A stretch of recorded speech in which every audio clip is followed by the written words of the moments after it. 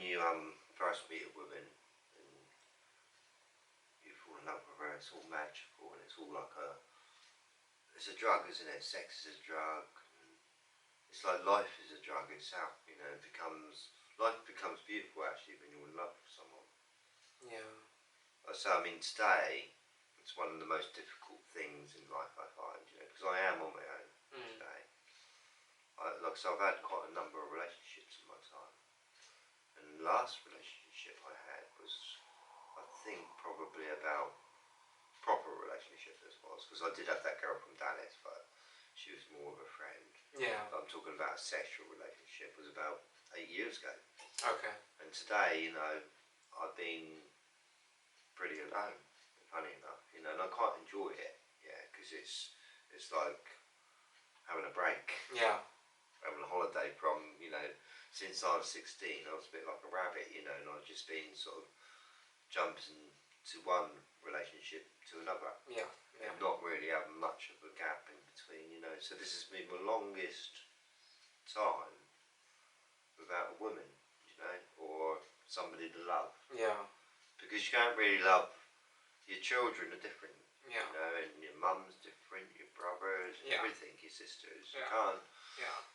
You can't throw them in bed with you, do you know what I mean? And that's what I'm trying to say. Yeah. You know, where I find that's the most difficult thing in life for me, I think, is not having somebody to love or kiss. You know, and I think everybody needs that in life, you know, somebody to love and kiss, you know, or You might find or having somebody to love and kiss them too at the same time, do you know what I mean? You know, love is, what I'm trying to say is love is the most magical thing in the world that anyone can find, if they can find it. Yeah, if it's But it doesn't last for long, I would say. Well, not always. For some people it does, you know. For some people they just click, if you see what I mean. The chemistry, they've always had great chemistry, and you know, 20, 25 years later, you know, two people with great understanding. Yeah, there are some couples out there, honestly, that are, even after 20, 25 years, they're still madly in love, still head over heels for each other, still romantic, still, you know, you make the effort for each other, you know, for everything, for birthdays, for Christmases, you know, spontaneous celebration sometimes, like, you know, it's, you know. See, with my ex-wife, I was in love with her. I adored her, do you know what I mean? Sexually, everything, do you know what I mean? But at the end of the relationship, she lost interest in me, you know, and it's really hurtful, really, for anyone, you know. But I'll say, you lose things in life, like, and you learn, don't you, really, that you've lost a memory, really, more than anything. It's sad, really, life in a kind of way, you know, because everything comes to an end, doesn't it? You know. Yeah. In some way. Even when you take drugs, you know, you always want more. Yeah. You know, and you sort of like, oh no, I've run out, and you get disappointed. Yeah. That's why it's better not to be addicted to anything. Yeah. Exactly. If you can be, it's better. It kind of like takes over your life, you see, and you can't be free anymore in a kind of way. Yeah. If you're addicted to something, it kind of has a hold over you. You know, in some way. You know, sometimes it's not even like that bad, if you see what I mean, but it might still have some kind of hold over you in some way, if you see what I mean. You know? It's better not to be addicted to anything, just to be, if you are going to, you know, have a drink occasionally, have a drink. If you're going to have a smoke occasionally, have a smoke occasionally. But being in control. See, you know, as I'm getting older, I'm learning that myself still. You know, and I used to drink lots of coffees, you know, 5 years ago. And I used to drink alcohol a lot as well. Not a lot heavily, yeah. But I would drink at the weekend and so on, yeah. And sometimes, I mean, I'd have a drink every day, like two or three, yeah. But I wasn't a great drinker like some people are. You know, my friends drank more than me. Okay. They drank like a fish. But then I decided to quit it, you know, and I'm glad I did, do you know what I mean? I'm not quit it completely, like I say, you know, sometimes we have a drink on our birthday, don't we? Yeah, we do, yeah. But I only drink, I don't want to ever get sick again, do you know what I mean? I don't want to ever do it, right? They drink too much and they regret it. And they, you know, like they're laying in bed and they're going dizzy. And they wish they didn't, you know, do you know what I mean? You're sort of like, oh my God, I'm going around in circles here, or you know, spinning, and you know, then you go to walk and you fall over. It's horrible, especially when the whole bed starts spinning. Yourself. You know, when you're that drunk, the whole bed starts spinning. Yeah.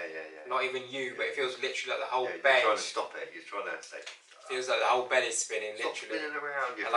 You feel like you're laying on the roundabout, basically.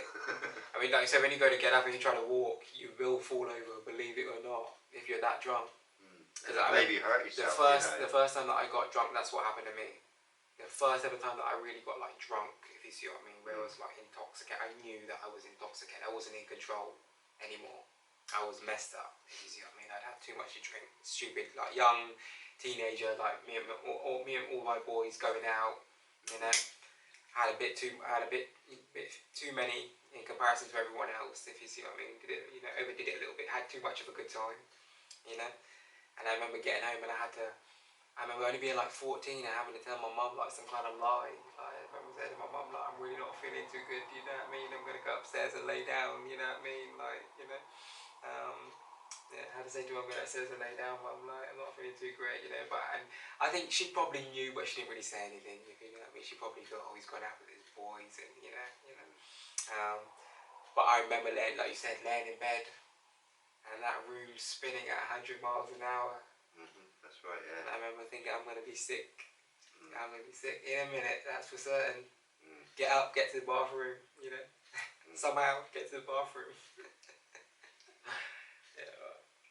People have accidents as well, you know, they fall over and they might break their neck even, you know, or break. Well, it's funny, just before I moved back to the UK, I've been back to the UK, I moved back in 2010, I believe it was. End of 2010, December, I think. And I remember the last night before I came back, I hadn't had a drink for a long time because I'd stopped drinking as well, even all those years ago. I mean, I'd kind of given up having. I don't used to drink much. I'd have the occasional beer, but I just sort of done.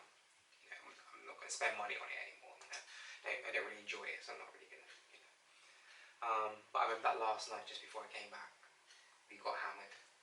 That's for sure. And I remember sleeping next to the toilet. Like it was me and my mum, because my two sisters were already, both my sisters were already back here in the UK living. They'd come back a few years before us to live, if you see what I mean, because they wanted to come back here to live anyway. Honestly, I slept next to the toilet. I swear to you, mate. And I remember my mum said to me the next day, she said, all you kept saying to me in the night, said, I came to check on you a couple of times just to make sure you're okay.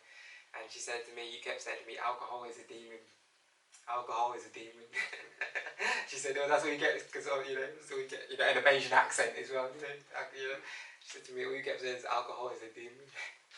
But it is when you got a toilet to remember. And what was so messed up about it too, right, mate, is, don't get me wrong, when I was leaving, so it was nice to have me and my boys, you know, but not all of us, but a few, you know, together, all having a drink and a smoke, and you know, because I hadn't drunk for a long time and I didn't really eat anything, if you see what I mean, to kind of soak it up, I just went to bed, you know what I mean, and we smoked a shitload, if you see what I mean.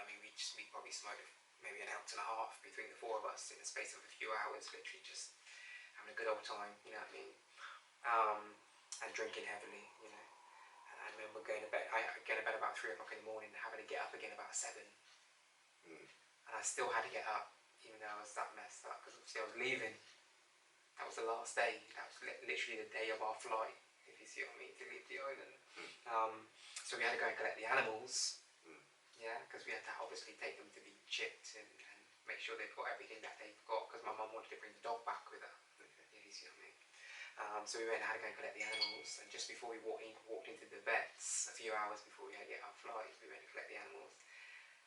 Literally, thankfully I didn't puke in the vets, but literally we were walking going into the vets to collect the animals, and I knew I was going to be sick. You know what I mean, because I was that happy from the night before, if you see what I mean. I was just trying to maintain some kind of like normality for my mum, you know what I mean, to make, you know, I didn't want her to think that I was that messed up, if you see what I mean, you know. I was trying to, you know, put on a brave face. But yeah, I remember literally saying, Mum, you go in, I'll be back in a minute. I think too hammered. I think like I do regret even start drinking, funny enough, you know. I'm glad and I never used to enjoy it. I used to enjoy having the odd beer after work. I never used to drink much. Like sometimes I'd come home at the end of the week with my boys, and then I might have like two beers in a night, 2 bottles of Heineken. Just like the smaller bottles of Heineken, not the big bottles you get today, but like the smaller ones. If you see what I mean, you know, have a couple of those, and that's good old smoke, and you know that was alright. I mean, I started. Be honest with you, I started drinking when I was very young. I'm talking about 11 years old. Yeah. But I only drank sort of probably on the New Year's Eve parties my aunties were having, you know, and there was drinking around. Yeah. And I was just getting a bit drunk, you know, as a young boy. Yeah. You know, and then we'd have a party next year when I was 12, you sort of mean. And sometimes I might start, by the time I was 13, I was going into the cupboard of my mum's. Oh, okay. You know, and getting the whiskey out and a little bit, you know, trying to make sure that they didn't see it. Didn't notice, You know, you're starting to be a naughty teenager now, aren't you? Do you know what I mean? Starting to be crafty, And also maybe taking their cigarettes now and again. Yeah. Hoping they wouldn't notice, you know, and getting into a little bit of a little more of a devil now, you know. I'm starting to drink now, you know, and a little bit, you know. Well, I think it's that thing when you're a teenager, it's that curiosity, innit? Because I remember doing the same thing. I remember like my mum went through a little phase where she used to smoke you know, a few fags here and there, if you see what I mean, you know. Not for very long, but she. My mum's not going to be watching this, by the way. Sorry. It's alright. I hope my mum's not going to be watching it now. I told her that story. I was nicking all the. But the same for me. Like I remember nicking a couple of my mum's cigarettes as well, being young, like 13, 14, seeing her cigarettes, like finding them. Like she got off to work and she might have left the pack on the side or something, like in her bedroom. Like I might have gone in there for something and seen them. Thinking, I'm going to pinch 1 or 2 of these, you know what I mean, and try and smoke it later, you know, when no one's around, no one's watching, you know. I mean, I can remember saying to my mum, moaning her about her for smoking. You know, same.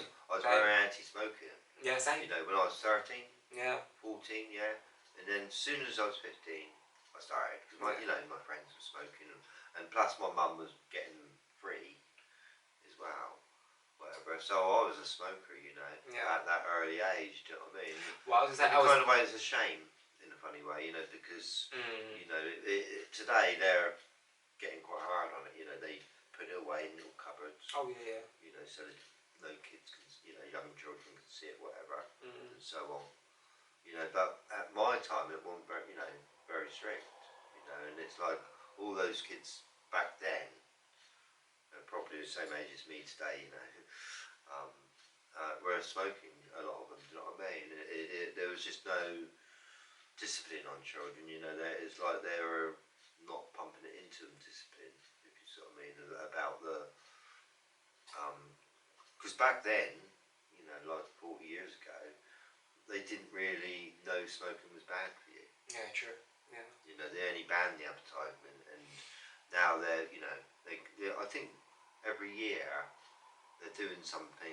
They're trying to clamp down on it. That's for sure. One, they're putting the price up of it. Yeah, all the time. You know, every month. Well, I was going to say this year, mate. I think the price, like the tobacco that I buy, I usually buy a 30-gram pouch of. I won't say what tobacco it is because I'm not here to promote someone else's tobacco, but it's 30 grams pouch of tobacco. I usually buy. It usually lasts me 2 weeks, sometimes a week and a half, 2 weeks, roughly. And before, I was going to say this at the beginning of this year. I think it used to cost me £16 something. Yeah. And then it went up to went up to £18 something. And now it's £19, 80, almost 20 quid. So it just in this year alone, it's gone up 3 times, I think. That's right. Twice or 3 times, the one that I use. In 10 years' time, there'd be £100. Well, like you said, I think they're trying to eliminate it. And even in certain countries too as well, they're thinking about introducing laws where if you're born after a certain year, you can't even buy cigarettes, if you see what I mean. You're not even eligible. You'll never be eligible to buy cigarettes, if that makes sense, if you're born after a certain year. I don't know if that'll work. I don't know if that'll work. I think it would just create a black market, because there's always a demand for these things, isn't there? There's always going to be people that like to smoke, people that always like to drink, people that like to do drugs, no matter what that drug may be. So there's always a supply and demand, you know. There's always going to be, these things will always exist because there's always people someone out there somewhere that wants it, that's going to pay for it, you know. It's the way of the world, isn't it? You know. unfortunate, isn't it? Like, so I mean, I've mentioned it before. If, like, for instance, if we never discovered alcohol, basically today, you know, like this world, the reality of the world would be different a bit. Yeah, yeah. You know, people would be going out for parties, but they'd be drinking water. Or coffee or tea or whatever, I don't know, do you know what I mean? Having a soft drink. At the end of the day, our world would be a little bit different. You know, I can't explain it, but I say sometimes we invent things, right, and it makes our world for, not for the better, but for the worse in a kind of way. You know. Yeah, so you know, it's the world we're living in, you know, it's full of drugs. Absolutely full of lots of, you know, I don't know, to be honest with you, I don't know much about it. And it's like, I know a little bit about we live drugs. in a world today where I think people are using more drugs than ever before. I think the stresses of society, amongst many other things, is what have caused a lot of people to resort to trying to do some form of drug in some way. Excuse me, whether it be to escape or, you know, just to help them in some way. Yeah, there's a lot, you know, a lot of people today use some, unfortunately, you know, they feel like they need some kind of vice in order to kind of help kind of maintain their sanity in this crazy world that we live in, and the pressure of it. You know, a lot of people feel that they need something to kind of unwind, to de-stress, just to feel good about themselves, to, you know, so yeah. I mean, I think I do it more out of habit. Yeah. Personally, you know, I started when I was young, like I told you, 15, when I was very anti-smoking before that, you know. Well, it's funny too, because I was really anti-smoking too, up till about the age of 12, yeah? I mean, like you said, very anti it. I got to the point that I chucked my mum's cigarettes away. If I saw people smoking and shit, I'd be like, mate, I'd be like telling people like, you shouldn't be smoking. Yeah, Very that young. could be. Yeah, that could be. Yeah, like stinks. I used to tell my mum off, you know. Oh, yeah, awful. You know, when I used to come down from my bedroom, you know. Oh, this stinks, mum. You know, can you give that up? You know, whatever. Yeah. And my mum's given up, funny enough. You know, she's given up for 20 years now. She's smoked heavily. You know? Yeah. And she, you know, good for her. You know what I mean? To be honest, I want to do the same thing. You know, but like I say, it's been a habit of a lifetime for me. You know, it's like I was born with it almost. That's what it feels like. You know, Same for me though, to be honest, because I've been smoking I've been smoking longer than I've not been smoking. Does that make sense? Like I started smoking at 13. Yeah, same here. And I'm 30 now. Yeah. So that's 7. So I've been smoking longer than I've not been smoking. If that makes sense. Yeah.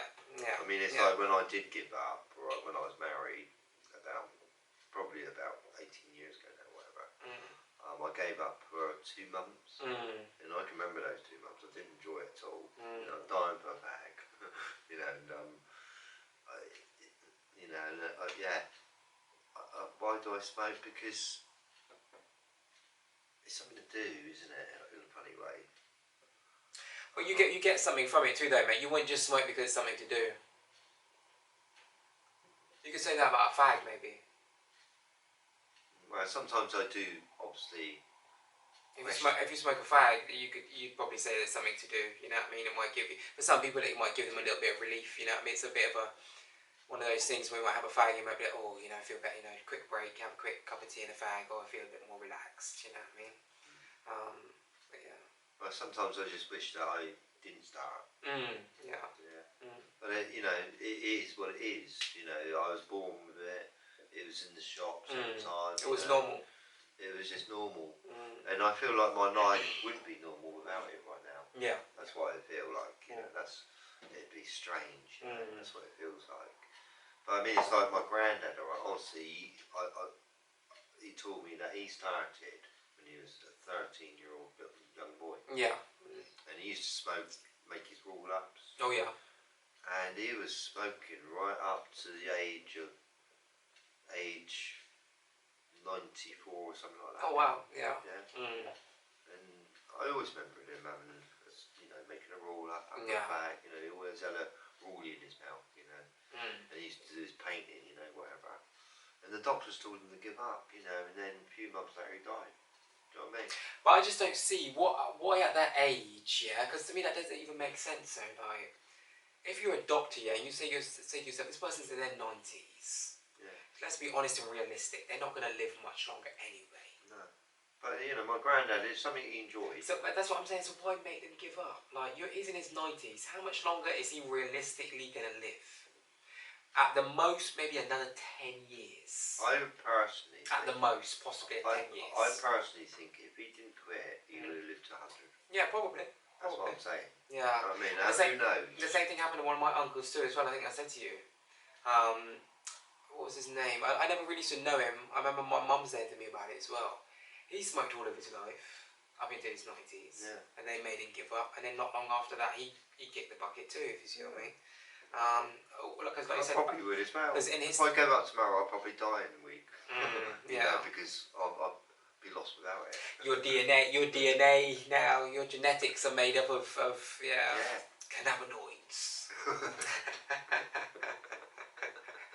It's true though, we've all got cannabinoids. Yeah. Anyway, mate, before we wrap it up and call it a night for this week's episode, all about drugs. Any final words, any closing statements, anything you want to leave at all with the people in relation to drugs? Yeah. Don't do drugs. Don't do drugs. Try to keep away from them, you know. And don't be addicted to anything. Try your best not be addicted to anything. I mean, the best drug really is water, I think, and oxygen at the end of the day. Sunlight. And sunlight, yeah. You know, I don't think, like, as I said, plants, when, you know, they just drink sun, you know, sorry. I was just going to laugh. Only because you said drink sun. Drink water. Drink sun, that was quite funny. Drink sun, eat, you know, so on. Don't laugh at me, I go wrong sometimes, we all make mistakes. It was just funny, just because I visualised it, that was all. Yeah. My drug is staying alive, you know, like enjoying every moment. Yeah, that's mine too. Life is our drug. Appreciation, really, you know, that is my drug, you know, making sure I appreciate every minute. You know, and reminding myself how life is a gift. Yeah. Basically, you know, we're lucky to be alive, do you know what I mean? I remind myself that, you know, why moan about the rain? You know, that's your, you know, it's up to you, isn't it, really, at the end of the day, do you know what I mean? It's your attitude towards life, you know? Yeah. You know, the worse your attitude, basically, the worse your taste going to be. You know, so you've got to have a good attitude towards being alive and appreciating it, really. And I think that is the most beautiful, you know, because I found it. I did have that, like, you know, that's hiding in yourself, appreciating, I think, if you ask me. You know, just appreciating this second of your life or whatever, and every second afterwards in kind of way, you know. And I think that's actually finding yourself, you know, if you ask me. Yeah. You know, and once you find yourself, you won't need any drugs, really. You know, I feel, you know, I mean, I feel like I want to give up smoking, you know, because I'm getting older. Do you know what I mean? You know, my body's starting to talk to me now. Yeah. You know what I mean? So, you know, it's time for me to listen to your body. You know, start running. You know, exercise again. You know, try to keep me fit, get strong and healthy, and make that my drug. You know, like you said, fitness can be your drug. It can be, That I mean, like I said, when I used to go weight training, I used to enjoy it. I used to get so high because I was drinking really good food, eating really good food. Did I say that? Repeat it again. Drinking. Alright, I'm making mistakes. I'm making mistakes. I've had too many drugs today. That's why. I'm making a lot of mistakes. I'm getting my words muddled up. Alright. Too much greenery. It's no alcohol. Too much greenery on the scenery. Nothing to do with alcohol, though, right? But yeah, that's it, really. You know, basically, I think that's the most beautiful drug in the world. It's life. Appreciation of life. Life is the drug. Yeah. If you can feel that, you know. Life is addictive. Yeah. Being able to wake up every day. Forget about material or all that type of shit. Life is the most addictive thing, in my opinion. You know, like I say, people are so, they forget. Or you can't buy more life. Like I say, if you're not grateful for life, you've had it. Yeah. You know, or you can't, like I said, mate, you can't buy more life. You can't buy more days. No. Or any seconds. Not seconds. You can't. You know, that's the thing about life. You can't. You know, you can't buy health. You buy a lot of cars. You have to look after yourself. If you see what I mean, you can't buy health. You buy a lot of cars and a lot of houses and things, you know. But again, you know, the more you buy in kind of way, you're taking on more, you know, responsibility in a kind of way that you don't want. I feel. Yeah. You know. That's true. Yeah. Anyway, mate, I think that's it. I think we called it a night for tonight. Yeah, because I was messing up a lot and making those mistakes. Yeah, that's funny. Anyway, guys, I hope you guys have had a good night. I hope you guys have enjoyed this week's episode, of course. We'll be back again next week with a brand new episode, so please stay tuned for that. Good night. God bless. One love.